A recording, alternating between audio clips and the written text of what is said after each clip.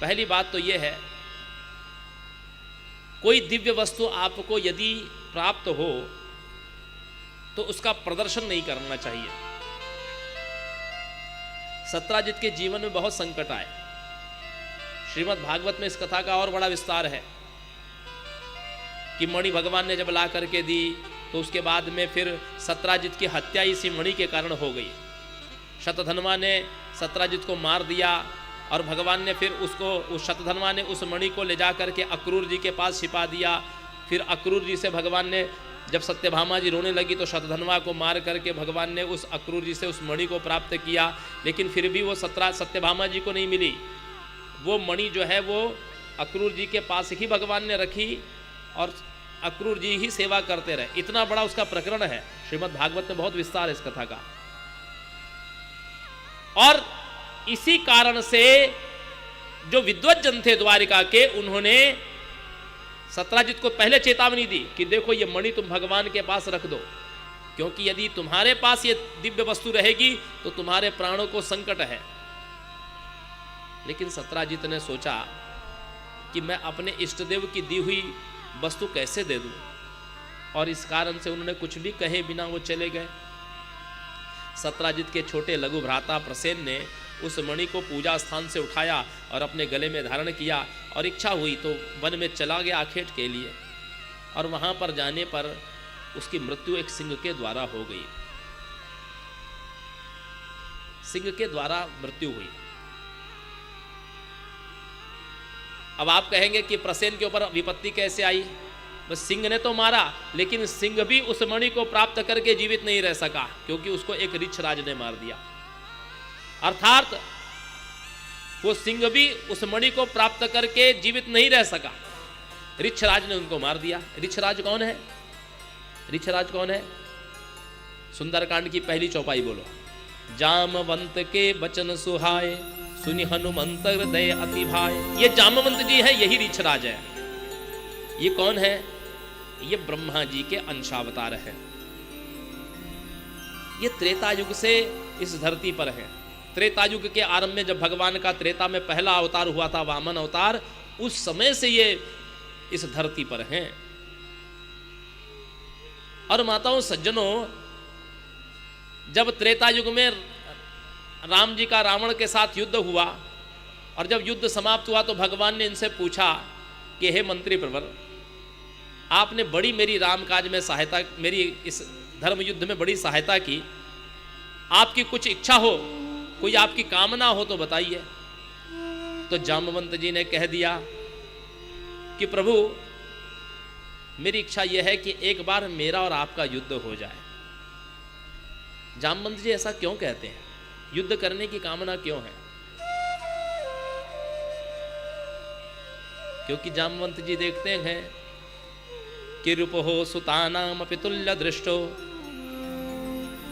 तत्सेदमं फलम एवं शंशन, कि भगवान ऐसे करुणा निधान है कि जो शत्रु और पुत्र दोनों पर समान अनुग्रह रखते हैं। जो शत्रु को भी जैसे हम अपने पुत्र को जैसा हम प्रेम करते हैं, भगवान अपने शत्रु पर भी ऐसा ही अनुग्रह बरसाते हैं। इसीलिए देखिए, उन्होंने हिरण्यकश्यपु हिरण्याक्ष को मारा तो अपनी गति दे दी, पूतना का वध किया, भगवान ने अपने धाम भेज दिया, धात्रोचिताम गतिम दी।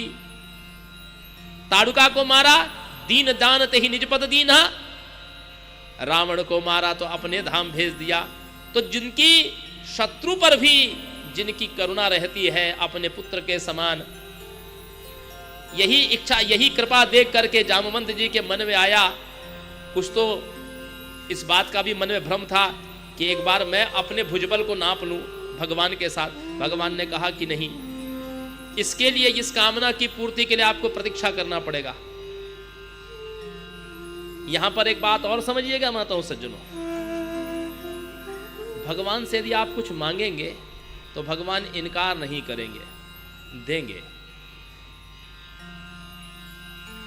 भगवती से आप यदि कुछ मांगोगे तो अवश्य मिलेगा, लेकिन परिणाम की चिंता आपको करनी पड़ेगी। परिणाम आपको देख, आप धन मांगिए, लेकिन धन से होने वाले परिणाम उसके जिम्मेदार आप होंगे। आप पुत्र आदि मांगिए, मिलेगा, लेकिन उससे होने वाले परिणाम के जिम्मेदार आप होंगे। आप कुछ भी मांगिए, आप जो मांगेंगे वो मिलेगा, लेकिन उसके परिणाम के जिम्मेदार आप होंगे। और यदि उनकी इच्छा के अनुसार मिलेगा तो उसके परिणाम की जिम्मेदारी भी वही रखते हैं। इसीलिए भगवान के सामने अपना दुराग्रह मत रखिए।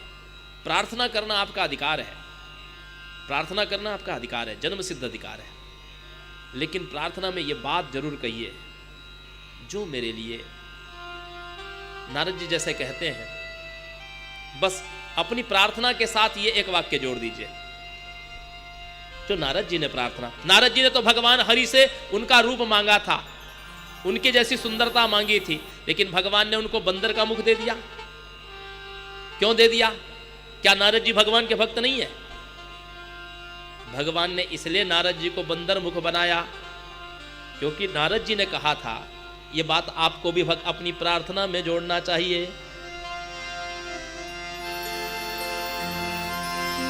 जेहि विधिनाथ होई हित मोरा, करो सो बेग दास में तोरा। बोलिए, मेरे पीछे बोलिए, जेहि विधिनाथ होई हित मोरा, जेहि विधिनाथ होई हित मोरा, करो सो बेग दास में तोरा, करो सो बेग दास में तोरा।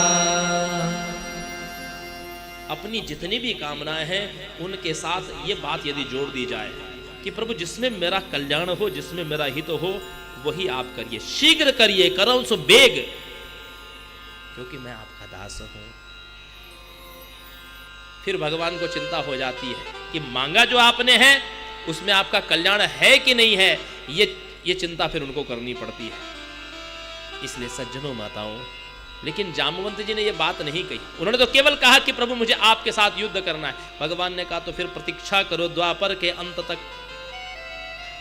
द्वापर के अंत तक प्रतीक्षा करो। कितने साल? 8 लाख, 8.5 लाख वर्ष तक रुको इसी धरती पर। 8.5 लाख वर्ष से जामवंत जी प्रतीक्षा कर रहे थे।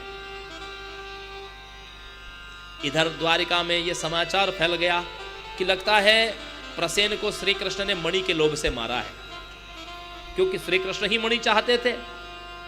उनके सब अनुचर भी यही चाहते थे कि यह मणि श्री कृष्ण के पास रहे। भगवान ने देखा कि मैंने चौथ का चांद देखा है।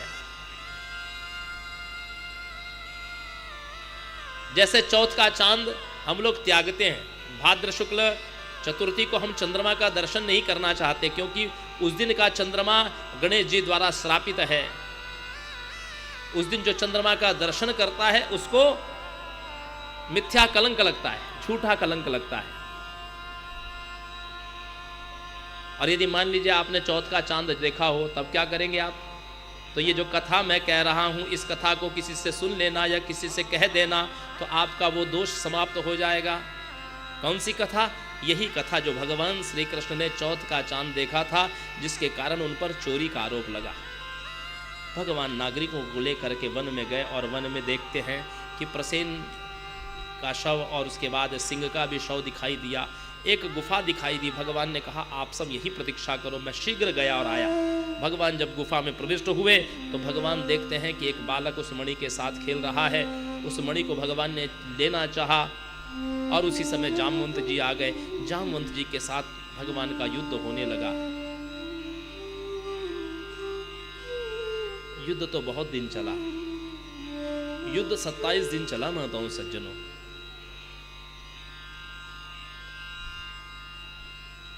नागरिक बाहर खड़े थे, उनको लगा कि श्री कृष्ण अवश्य ही कोई संकट में है, इनके पिता को सूचित करना चाहिए। वसुदेव जी के पास में गए। वसुदेव जी ने जब सुना कि मेरा पुत्र संकट में है, गुफा के भीतर गया, वापस नहीं आया, वो भगवती का ध्यान करने लगे।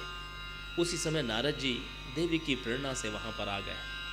वसुदेव जी ने पूछा कि हे देवर्षि नारद, मेरा पुत्र जाने किस संकट में है, मैं नहीं जानता।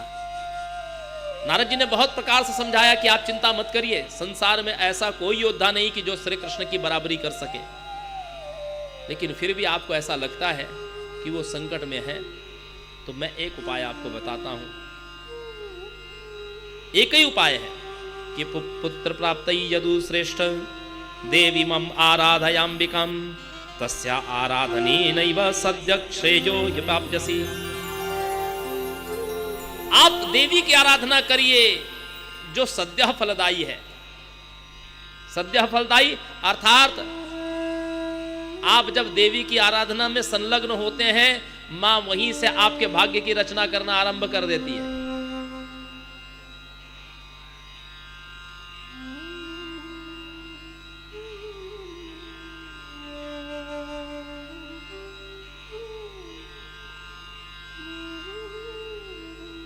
देवी की आराधना, ये कौन है? देवी कौन है? नारद जी कहते हैं, जिनके द्वारा इस सृष्टि प्रपंच की रचना होती है वही पालन शक्ति है, वही अनंत कोटि ब्रह्मांड की जननी है। वसुदेव जी कहते हैं कि जब मेरे 6 पुत्र मारे गए थे मथुरा के कारागृह में कंस के द्वारा, उस समय एक बार गर्ग ऋषि मेरे यहाँ पर आए। गर्ग ऋषि हमारे पुरोहित हैं, और उनसे जब मैंने निवेदन किया तो उन्होंने भी मुझे देवी की ही आराधना करने के लिए कहा था, लेकिन मैंने देवी की आराधना नहीं की थी। हाँ, ये जरूर था कि मेरी ओर से उन्होंने आराधना की थी देवी की।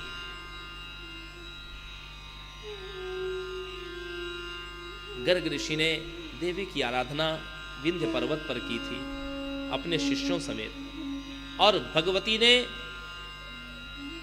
गर्ग ऋषि को दर्शन दे करके यह बात बताई थी कि अब वसुदेव के पुत्र नहीं मारे जाएंगे। विष्णु के अंशभूत भगवान श्री कृष्ण प्रकट होने वाले हैं, और उनसे पूर्व उनकी तामसी कला अनंत शेष भगवान बलराम जी प्रकट होने वाले हैं। इन दोनों की मैं रक्षा करूंगी। एक रोहिणी के गर्भ से प्रकट होंगे और एक देवकी के गर्भ से प्रकट होंगे। और प्रसन्न होकर के गर्गाचार्य जी ने मुझे आश्वस्त किया था कि अब से तुम्हारे पुत्रों का वध नहीं होगा। लेकिन चूंकि मैंने देवी की आराधना नहीं की है, तो मैं नहीं जानता कि उनकी आराधना कैसे की जाती है, कितने दिन की जाती है।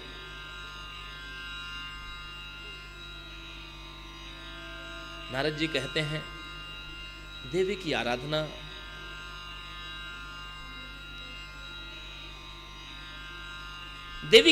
तो ये शरीर कर ही रहा है, बस जान लो। हम नित्य मां का जप कर रहे हैं, लेकिन हमको पता नहीं है। जैसे कोई अंधा अचानक से मंदिर में पहुंच जाए, उसको पता नहीं कि वो मंदिर में है, भगवान के समीप बैठा हुआ है। ठीक उसी प्रकार हम देवी का नित्य जप कर रहे हैं, लेकिन हमको पता ही नहीं है, ज्ञान ही नहीं है। कैसे कर रहे हैं? ये जो आप श्वास लेते हो ना 21,600 बार, ये देवी का जप है। इसमें जो आप सोहम हमसहा अर्थात जो आप सांस लेते हो तो कहते हो सो, श्वास छोड़ते हो तो कहते हैं हम, सोहम। ये सोहम हमसा जो आपकी श्वास कह रही है, इस गायत्री का नाम है अजपा गायत्री, और आप प्रतिदिन 21,600 बार जप करते हो। कभी कभी आप या प्रतिदिन आप अपने घर में मंदिर में आप माला घुमाते होंगे, तो 5 माला 10 माला आप घुमाते होंगे। आपको लगता होगा कि हम केवल उतनी जप कर रहे हैं ना, आप तो सोते उठते बैठते जागते 21,600 बार प्रतिदिन जप कर रहे हैं। लेकिन आपने उस जप को कभी निवेदन नहीं किया, आपने उसका कभी संकल्प नहीं छोड़ा। साधक जो होते हैं, साधक तो प्रतिदिन सबसे पहला संकल्प ही यही लेते हैं, अद्यतन सूर्योदयात् आरभ्य श्वस्तन सूर्योदय पर्यंतम श्वास क्रिया भगवता कारितम। ब्रह्मा विष्णु महेश जीवात्मा परमात्मा गुरु प्रीत्यर्थम अजपा गायत्री जपमहम करिष्ये। कितना? 6,000,000 सहस्र संख्याक।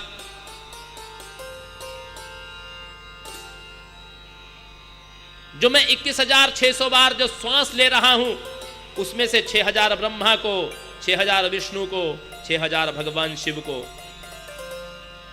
600 गणेश जी को, जीवात्मा परमात्मा और गुरु को, इन सब को मैं ये 7 लोगों को विभाजित कर रहा हूं, ये 21,600 बार जब। फिर सुबह उठते हैं, फिर संकल्प लेते हैं। पहला संकल्प होता है यस्सं सूर्योदयात् आरभ्य अद्यतन सूर्योदय पर्यंतम श्वास क्रिया भगवता कारितम अजपा गायत्री जपमहम भगवते समर्पयामि।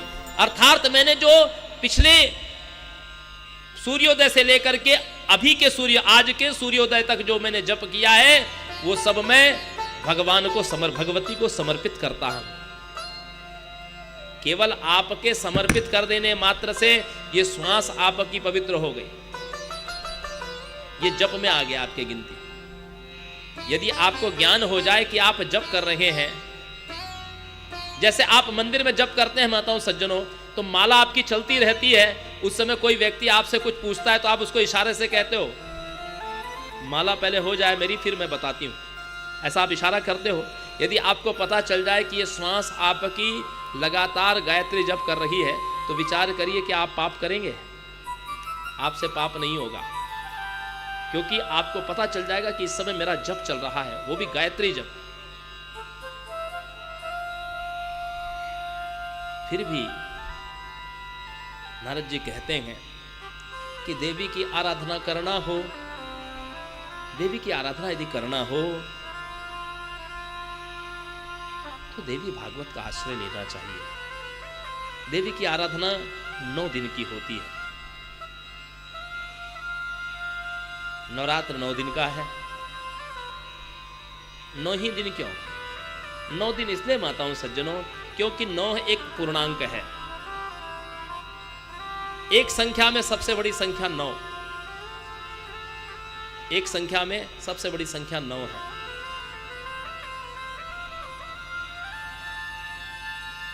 और 9 एक ऐसा अंक है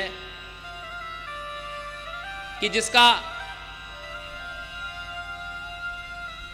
गुणनफल आप देखेंगे वो जोड़ के बराबर आता है। जैसे 9 एकम 9, 9 दूनी 18, 9 दूनी 18। अब गुणा किया आपने, 9 दूनी 18 हुआ। 18 में 1 और 8 है, 1 और 8 को जोड़ देंगे तो भी 9 आ जाएगा। 9 तिया 27, 27 में 2 और 7 है, 7 और 2 को भी जोड़ देंगे तो भी 9 आ जाएगा। 9 चौक 36, 36 में 3 और 6 है, 3 और 6 को जोड़ देंगे तो भी 9 आ जाएगा। 9 पचे 45, 4 और 5 को भी जोड़ देंगे तो 9 ही आ जाएगा।